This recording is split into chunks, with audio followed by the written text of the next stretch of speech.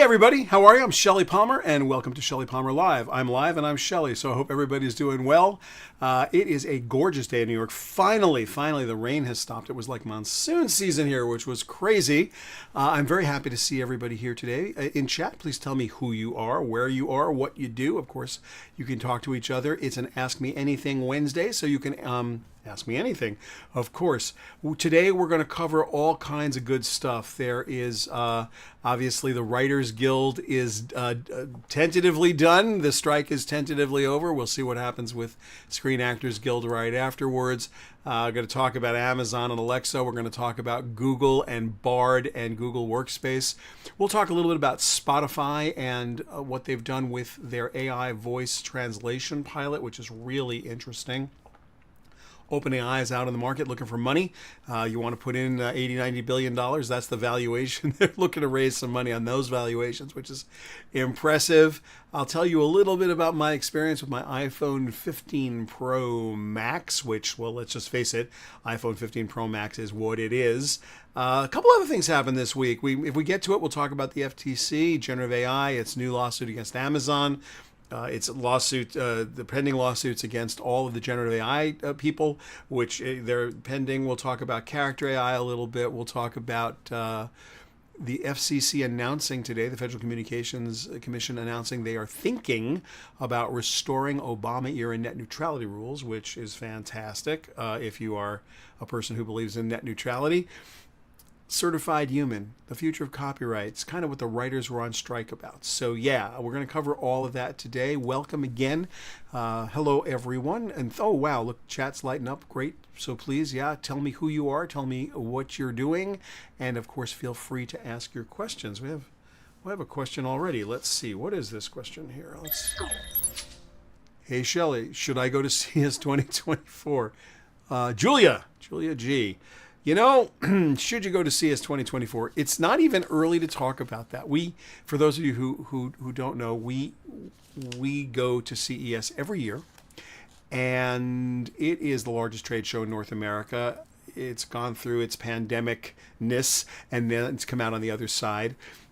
It will have a pretty giant display, I think close to 2 million square feet of exhibits, probably maybe 3,000 or so exhibitors. We go every year. We try to make the show smaller for our clients. So we do these executive briefings and floor tours.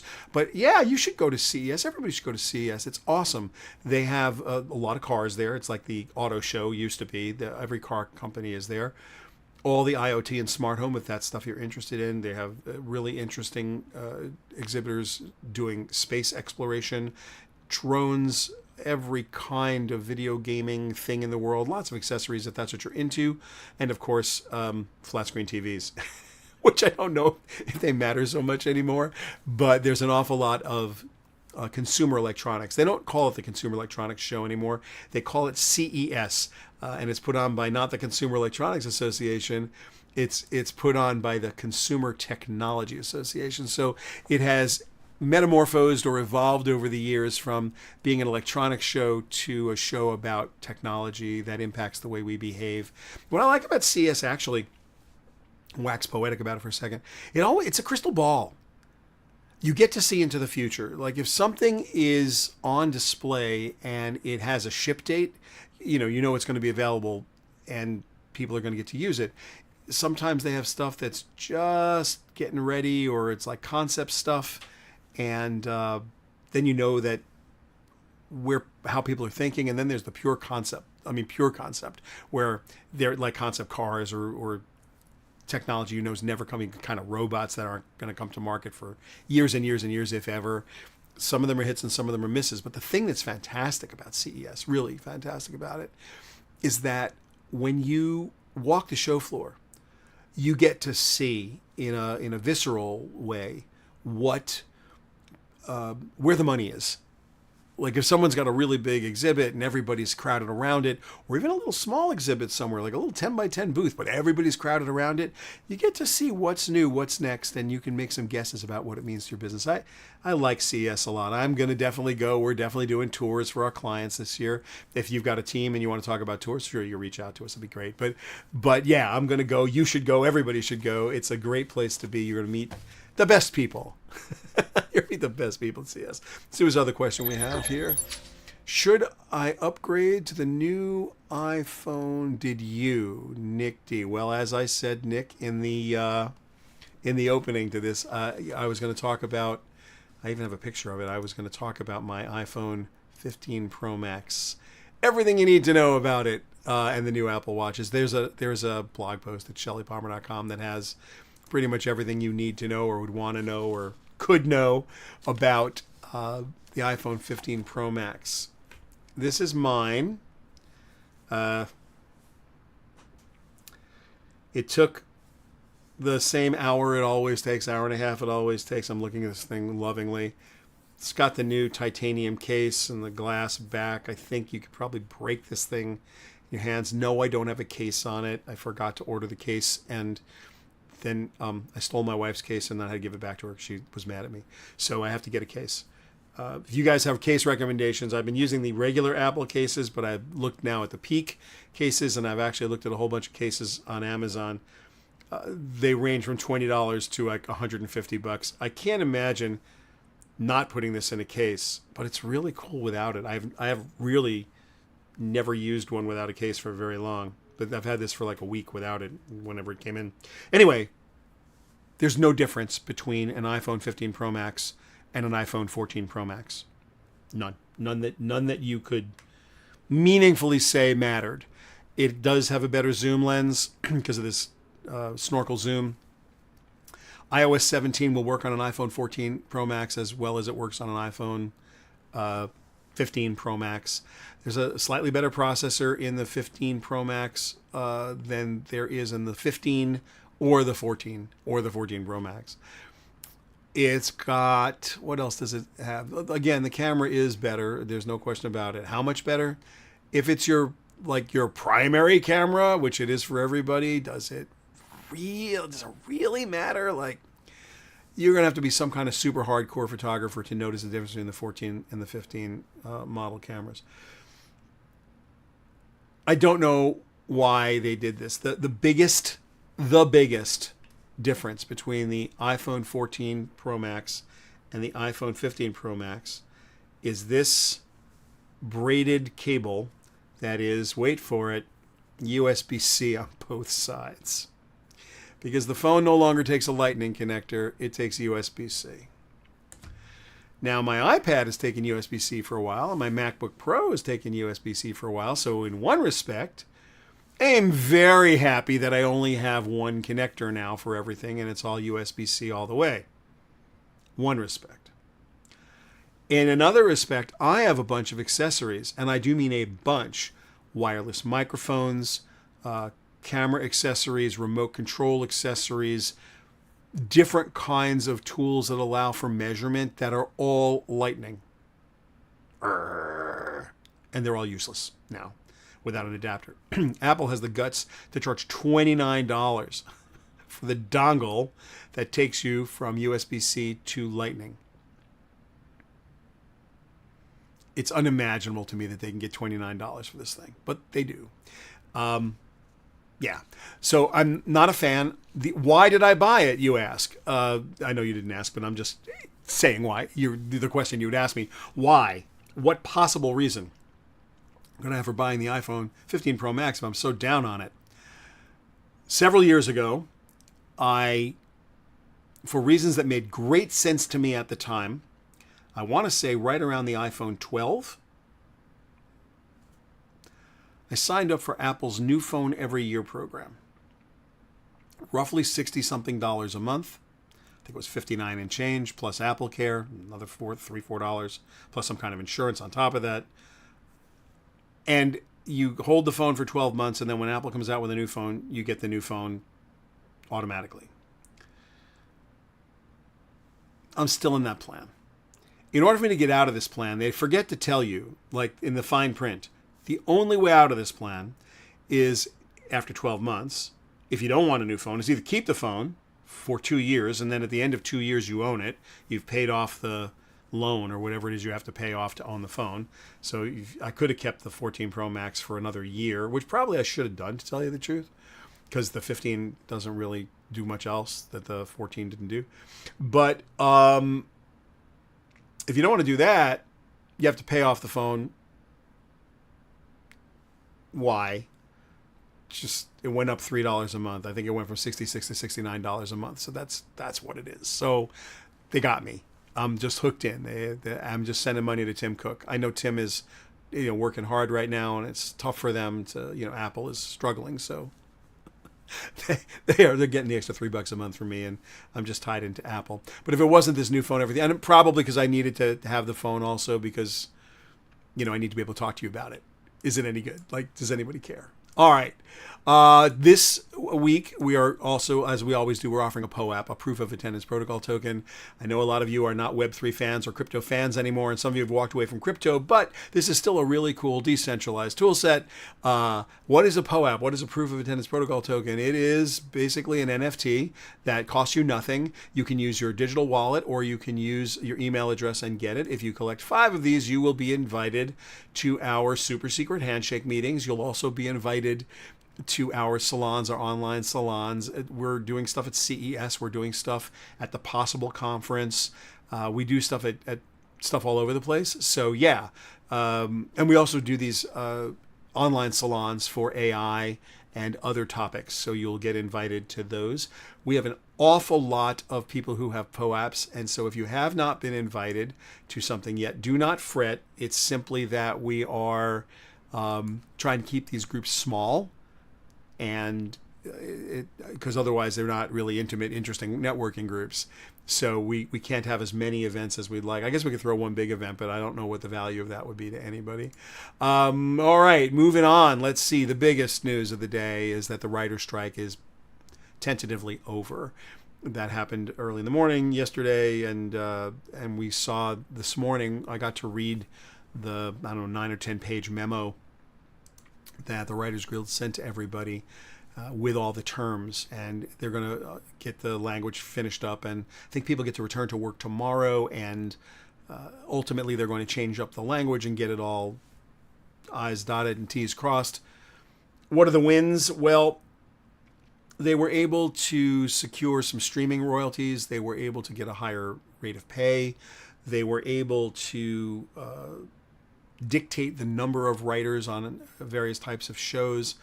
And the flashy part is that they're calling this a win on AI, that the studios acquiesced and that they're not going to use AI in a way that the writers don't want them to use AI. There's some limitations on it. I've read this a couple of times.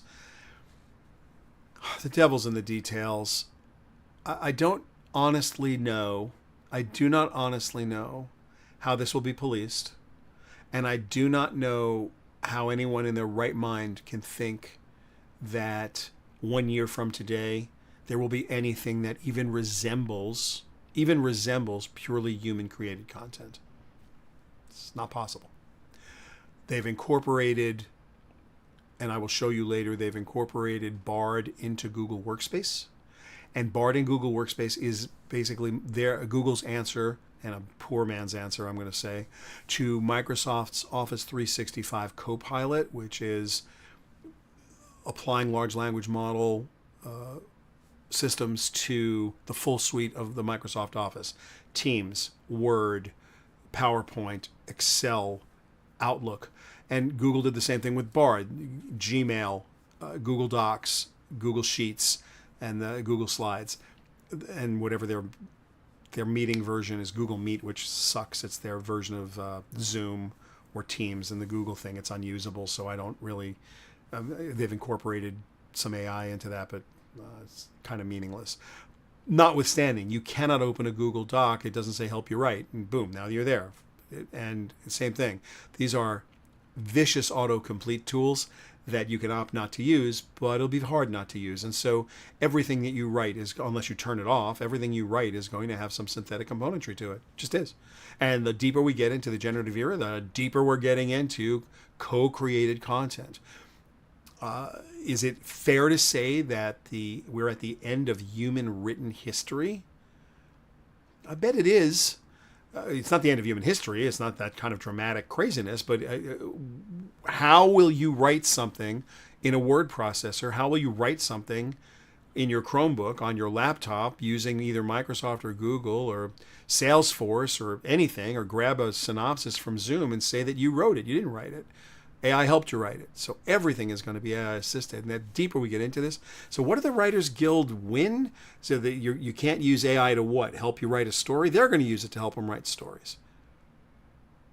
And if they don't, the stories are going to suffer for it. And one of the things I've noticed, and I think you will notice too, as we get deeper into the generative era, the better you are and the more subject matter expertise you bring to every system you use, the better you get at it.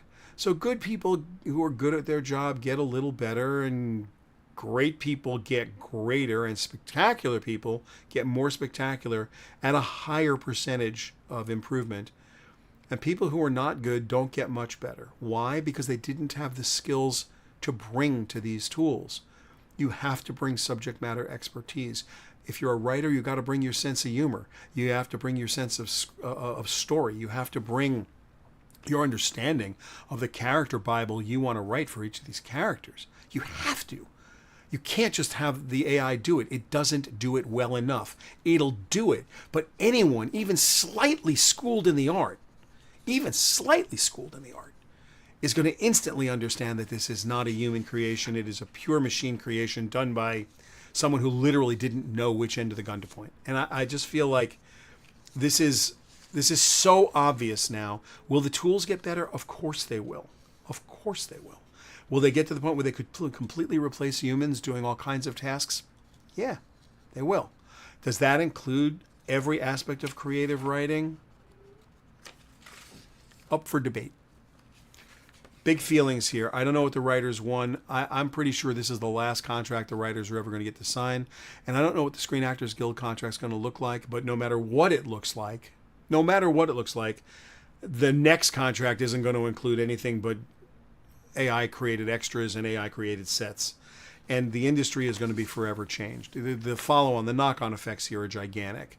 The knock-on effects here are the same knock-on effects like the work from home, back to the office thing is having on urban environments in inner cities. If you're used to having 150,000 people a day show up at offices and only 35, 40,000 people are showing up, it's not just that the office space is empty. The dry cleaner on the way to work, the bodega, everything, every shop is impacted. Every restaurant is impacted. Every service business is impacted that services the group of people that come and go from the offices. If you have a film set and you're used to having 80 people on that set, if you're used to having a certain number of human beings involved, and there are less human beings involved, and they're doing different things, the industry is going to feel it. If you have less extras, you're going to have less hot food. Craft services are going to be diminished. You're going to need less trailers. You're going to need less hair and makeup. You're going to need less wardrobe, like less of everything. So if all my extras are AI, then that really impacts the wardrobe department and hair and makeup pretty dramatically. It also impacts craft services. It also impacts whoever's doing catering. Impacts everything. It impacts everything. So the business is forever changed. Don't think it isn't. And it doesn't matter what the contract says. The business is forever changed. And if they get some concessions this contract, and I hope everybody does. By the way, I'm a card-carrying member of SAG-AFTRA, and I'm not a member of the Writers Guild, but I am a writer. I have been a professional writer my whole career, and I was never on a show where I needed to be in the Writers Guild. I would have happily joined. But I have a lot of empathy for people who write for a living, because I write for a living. I wrote music for a living for the first 45 years of my life. All I did was write music full time and direct a bunch of TV commercials. And I can tell you right out, this is a tough time. This is a very tough time in the business. It really is. Let's talk a little bit about Bard for a second, because I just bashed it pretty hard. In fact, let's do a live demo. So, Bard is basically their version of Copilot. Let's see if I can call this thing up here. I'm going to do a little demo for you guys. Just talk about show running, and let me get this. This is, let's see if you can see this. This is the Bard interface. So I have I use a I use a tool that has nothing to do with AI. It's called Text Expander. And I use I don't know if you guys use Text Expander. I use Text Expander 1,000 times a day. This is, you might use keyboard replacement in your iPhone. What it does is it allows you to just create macros. So I'm going to show you, this says help me write. I hope you can see it. Let's make this a little bit bigger. Yeah, that's better. So I'm going to click in here and I'm going to do a prompt, and I want to show you the prompt. The prompt is, you're acting as the producer and showrunner for tech blogger Shelly Palmer's weekly podcast. As you know, he's a tech expert and professor of advanced. This is just a little bit of my resume. You are producing a news segment for the show. Please read the following text, create bullet points that Shelly can use as a reference. And be sure to include the quotes, attributions, facts, cited statistics. Format the output with double spaces between the bullets. Please output as an HTML file. Please provide a summary in the bullet point format with double spaces between the sections indicated below. And then I'm telling it, I want the title, but don't use the word title. Just use title as an H1. That's a headline in HTML. Give me the subtitle, not the word subtitle. Give that to me as an H2. I want to know where the publication is. Give me the key points as an H2. Then make an unordered list, that's UL. And I want LIs, which are the bullets. That'll make the bullets themselves. Then I want whatever quotes are in the article as an H2. Give me the word quotes. Show me, again, an unordered list. And then any additional information. And I'm going to give it the URL. And for the URL, let's go to what I normally do. I was going to talk to you today about Spotify launches AI voice translation. So this is a story I was going to tell. So I'm going to grab the URL from this. I'm going to copy it. I'm going to go over to Bard. And I'm going to paste it. I'm just literally going to paste this. And what it's supposed to do right now is it is supposed to do all of the HTML-ness that I've just asked for. And it's doing none of it. So let's ask it again, because we need to ask it again. Come on, help me write. Here we go. This is all the things I need you to help me write. So let's do GGG. Now you got that, and let's put in the URL for you since you didn't get it the first time. Go, create. So it's going to start thinking. And while it's thinking, I'm going to grab the next story from my blog. So I'm just going to come down and say, let me grab the next story from my blog. iPhone 15 review. That'll be fine. We'll take that. Oh, wait, that's a, we'll go to the next one because that's a video. I don't want to take the video. Take the writer's strike ends in a tentative agreement. We'll just take that URL. Let's go back. See how Bard is doing. So Bard wrote the HTML for me. That's great. Let's insert it. This is looking good as HTML. Pardon me. We can translate this very quickly to something that that is usable. But let's now do the next thing. When you come here, you can ask it to help me write. So I'm going to give it the same exact prompt, right? And now the URL I'm going to add is the URL from the iPhone story, right? So let's go get, the Writers Guild story. Writer's strike ends. Let's come in here and say the writer's strike is over. Go. And let's see how it does. Is it going to write me some new HTML? Let's find out. So it's thinking. We like the fact that it's thinking. Wait a minute. How did this work out? It just gave me, it knows what I've asked it, and yet it gave me the Spotify launches again, and it didn't give it to me in HTML. Let's insert that. So instead of doing another HTML with the new thing, it got confused and did the old thing. I'm showing you this because it got confused and did the old thing every time I tried to do this in every possible way. Conversely, if I were to give the exact same prompt to ChatGPT, let's just do that real quick. Let's go to ChatGPT real fast. If I were to give the same prompt to this guy and say go for it. Let me throw in the URL we're just talking about. Here's the Writers Guild ending. Go. It's going to bang this out. It's going to go right out to the web. It's going to read my stuff, and it's going to make it happen. We'll come back here in a second. There, this is you can watch WebPilot do it. It's going and reading shellypalmer.com right now. It's going to go pull all of the information that I've asked it to pull. Remember, it's going to try to format this in the example I gave it using HTML, which it's going to do. And here it's starting to write the HTML code for me directly. And this is going to be perfect in every way. So Bard is supposed to be able to do this for me inside of Google Docs, so I wouldn't have to come over to ChatGPT and do my little macro and then paste my URL. And then I'm going to have to come back to this in a minute. And when I come back to it, I obviously will have to translate this from HTML to something else. So we will do that in a second. As soon as it's done, it's still working. It's still writing the HTML for me, but it's doing a good job. And now it's done. So let's go ahead and copy this code, and I'll put it into something. We can put it in a Google Doc. Let's put it in a Google Doc as good old-fashioned text. Let's go ahead and do that. I'm going to build a new Google Doc right here. Just say doc. So here's a new Google Doc, but don't help me write Google. I'm not interested in that now. I'm just going to paste in what ChatGPT just did, which is perfect in every way. So here are my key points. It did my title as an H1. It did my byline as an H2. It knows the publication was Shelly Palmer. It did key points as an H2. Here's an unordered list, which means it's going to have bullets. Here are the quotes with bullets, and it's done. Bard is what I would consider an incredibly suboptimal version of what it's trying to do. And I mean incredibly suboptimal. And, it's supposed to save you time by integrating all the parts of the Google Workspace. It has done none of that. I mean, literally, it's done none of that.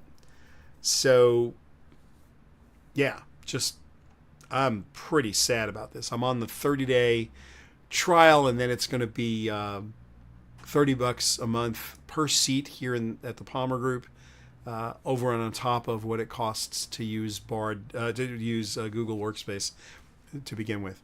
I think that is really harsh, and I do mean really harsh. And I'm considering how bad it is, and it's pretty bad, I got to say. Let's see. We have a question here. Here comes a question. If I want Google or ChatGPT paid version to read a 100-page document and answer questions about it, assuming I should add the link to the document versus uploading the whole document. Well, you can't upload a document that big to either of those tools. The only thing you can do is have a paid version of Claude from Anthropic, which has a context window that can take up to 100,000 tokens. 100-page document, you're going to be, depending on the word count, you're going to probably fit it into Claude's window, and then it'll be able to do that. I have tried to do some summaries of very large documents by uploading PDF files, using plugins at ChatGPT Plus that allow you to talk to your PDFs. Ask PDF is one of them. There are plenty of them, though. Any of them will work. You can do that with the paid version of Claude. You can upload a PDF file or Word doc that's pretty large. It does a credible job, but you're pressing its ability. You're pressing the ability of the consumer grade products with documents that large. They weren't necessarily created to do that. The other thing you should know, I think it's even more important, the other thing you should absolutely know about context windows, especially in the consumer grade products, you get too deep into the consumer grade version of ChatGPT, it's going to start to lose its context once you get over the 4,000 token context window limit. So if I were to just stay in the same context window and keep asking this thing, do this, do this, do this, do this, do this, do this, this really happens a lot when you're using their business analysis tool or when you're trying to ask ChatGPT to write code for you or to help you write software.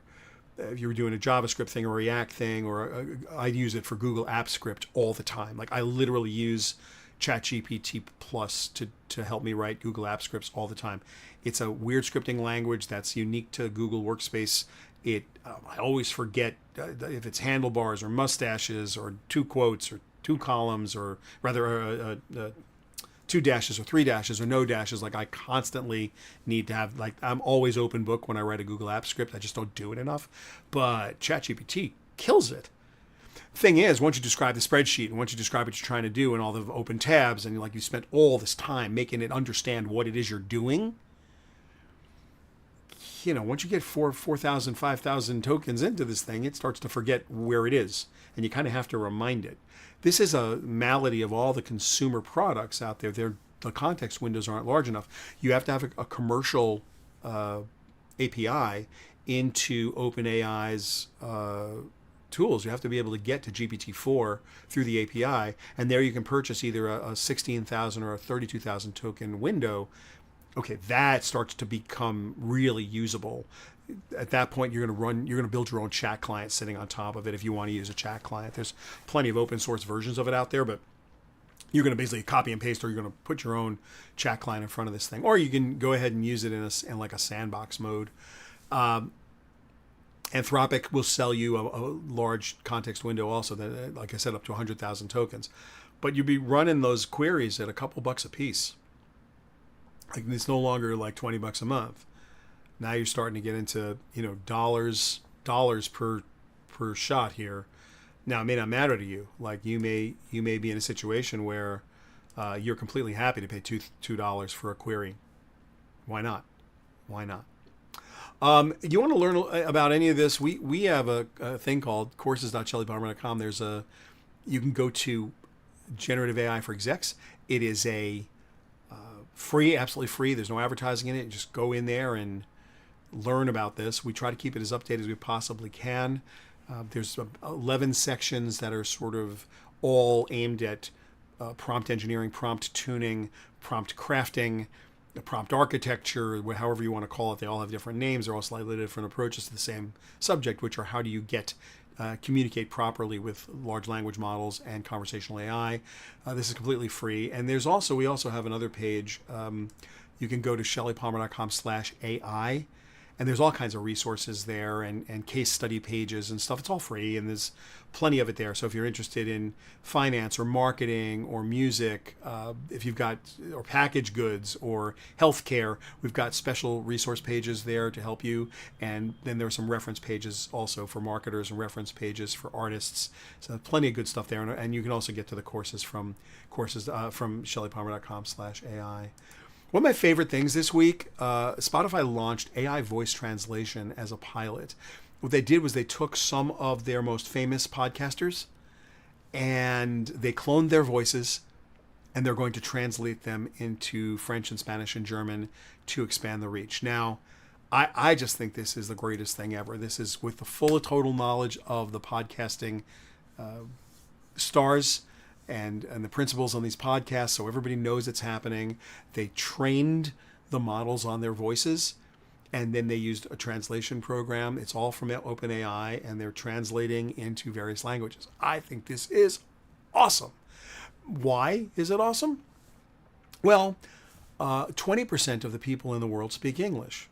That's it. 8 billion people on Earth, 4.5, 5 billion people on the internet that have access to online opportunities, and only 20% of them speak English. The rest speak something else. So this will be amazing to get your stuff out there. 50% of the World Wide Web is in English, which is interesting. So, the better Translate gets, the better we're going to have the internet's going to be, or actually the web's going to be. Google knows this. Google Translate's been a passion project for them, and they've spent real money on it over the years. I mean, they've spent quality money on Google Translate, and it's hard to do. In fact, that's where Transformers come from. BERT, the first set of Transformers, I think 2000, late 16, early 17, so the first white paper I read about it. My friend Barak Turovsky, who was leading product lead at Google Translate back at that time, gave a couple of really nice speeches at our 2016 and 17 CES Innovation Series Summit about Translate and what they were doing and how they transitioned from statistical machine learning to convolutional neural nets and ultimately transformers. Have they got it right? Not yet. Has Google messed up everywhere? Yeah. Did I beat Google up just now? I absolutely just beat Google up because they brought this product out too quickly. Now, downside of the Spotify stuff, they're going to translate and they're going to voice clone. I think the voice cloning is going to be relatively easy to do. What's not easy to do is timing and inflection. What I learned from Barak Turovsky and his colleagues at Google Translate over the last several years, and what I've learned about translation in my own speaking engagements where I've had translators, is metaphors don't work. So I was in Malaga, Spain, in June giving a speech. I was a translator, and when I spoke to the translator in advance of me going on stage, we spoke about what would and wouldn't work. So you can't get up on stage in a non-American culture and say, this isn't my first rodeo. It's a metaphor that doesn't have a Hispanic language analog, and certainly not in Spain. How would you translate it? What did it mean? I really had to get up there and say, this isn't the first time I've done that, but that's disingenuous. In fact, it's almost pejorative. You can't say that. The metaphor's funny. Not my first rodeo, wink, wink. Everybody knows what you mean in America, but they don't really, they're not thinking that you're saying, hey, moron, I've been here before. So as a speaker on stage, how would you even change, if you were going to say that? I'm not saying that I would, but if I was going to try and say, hey, this is not my first rodeo as an answer, what words would I use that a translator would get right with the subtlety of and the metaphoric quality of that's not my first rodeo? Now amplify that by every metaphor in the entirety of the English language, and there are many. Then separate it by region, then separate it by dialect, then separate it by accent. Now get idiomatic. Now let's go to platforms. You've got Twitter, which has its own language. You've got Snapchat, which has its own language. Facebook has its own. LinkedIn probably is the one that's closest to general American English in concise professional language, although not always. Go to blog posts. All right, now I want to translate these. I need the subtlety of metaphor. I need timing. Will something that is made for an American audience voice clone and translate to an audience in French, German, Spanish, Hindi? I don't know. We're going to find out. Every translator I've ever worked with, especially translators to non-Germanic,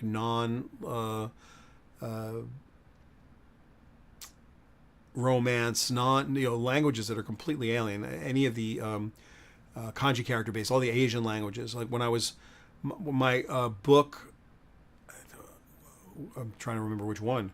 I think it was Overcoming the Digital Wisdom was translated to Japanese. I sat with a translator for several days going over some of the writing in the book, Digital Wisdom, just to make sure, to ensure that we understood each other. So this is non-trivial and non-subtle, and it's a great job for AI. Great job. Training and retraining. A lot of reinforcement learning from human feedback has to go into this. Is the tech ready to just voice clone us and make the stuff universally available?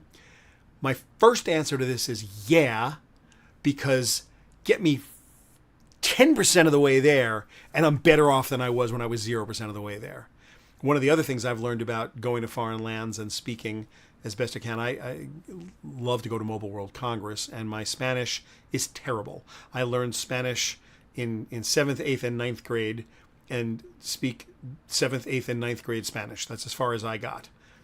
But I have a pretty decent ear, and so you get there, and I mean, I am one step above donde está el baño. I mean, one step above, but not much. Literally one step above. But even as bad as I am at Spanish, and I'm terrible at it, really, when I'm in Spain or in Barcelona specifically, I've never met anyone who didn't appreciate me trying. Never. No one ever says, speak English. My English is better than your Spanish. No one's ever said that. Like everybody just, if they speak English, obviously it's easier. But if they don't, they appreciate as much Spanish as you can do. And I think that's exactly what's going to happen with Spotify. I think people are going to just appreciate how close it is. And it's just going to be easier. I think the audiences are going to expand. And this is what a perfect project to demonstrate what unlocking value is really going to look like in the long term. Like, what does it mean to unlock value? Like, I think we're there. We are. This time flew by. There's one other thing I want to talk about, which is last week when we weren't on, didn't do a Wednesday, ChatGPT's dominance was questioned by this amazing AI platform called Character AI. If you're not aware of Character AI, it's worth a few minutes just to learn what Character AI is. You can speak to dead people. You can speak to fictitious characters. You can have a relationship with Albert Einstein or Elon Musk, the fake Elon Musk. You can do all kinds of weird things there. It's very popular with 13 to 32-year-olds, and they are totally and completely happy to talk to have a relationship with AI and fake characters. And in fact, it's growing more quickly than ChatGPT is now. I don't know what that says about our entertainment desires. I don't know what that says about 13 to 32-year-old people. But yes, I do. In a generation that has looked down at its smartphone for the entire time, post-pandemic, where kids were locked up in their houses and unable to socialize properly, and now they are preferring to talk to AI, and it's growing at that speed. Character AI, go check it out. It's really interesting to me. I think it says a lot about where we're going and how fast we're going to get there. I think I just want to sum up today by saying, look, we still are doing POAPs, and you can go and get them at shellypalmer.com/POAP.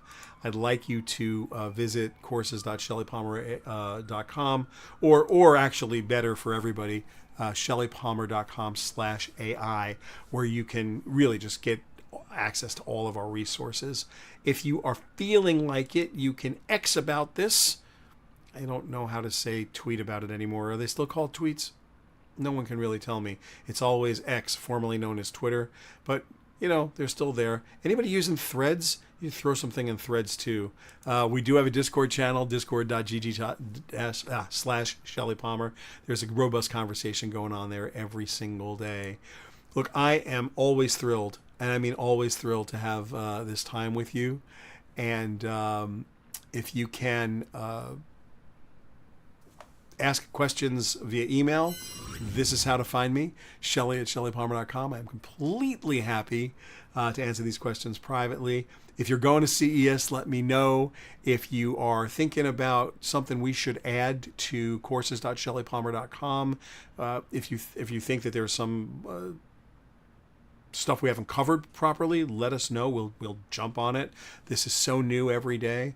Also, please, the Copyright Office is looking now for amicus briefs, and it is time to talk about how you feel about training sets and your data getting scraped and your data being private, and what does a copyright law really mean, and what is your data like. Your feelings matter. Your thoughts matter. You are super important in this conversation. This is not for intellectuals to do. It's certainly not for policymakers to do by themselves.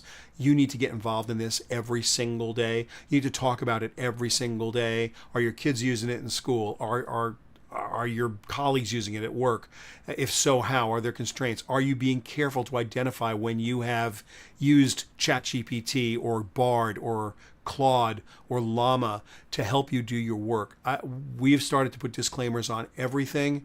My students at the Newhouse School, my master's students, I insist that they use these tools for every assignment, and I insist that they cite them. I think these tools are never going away. It's important for us to learn to use them, but it's also important for us to respect the fact that there is a difference between purely human-created work and synthetic human hybrid work. And while those lines are going to blur over time, and we're going to spend a lot of time talking about this over the next couple of years, right now we're in the do-it phase. So your feelings matter, your thoughts matter, what you want matters. Make your elected officials aware. Make everyone aware. Start these dialogues, start these conversations with everybody as often as you can. There is no other way There's no other way that we're going to get through this and come out on the correct side of it. So you're a big part of that, and I appreciate you being here. Everybody, we will see you next time. Take very good care and be safe. All the best.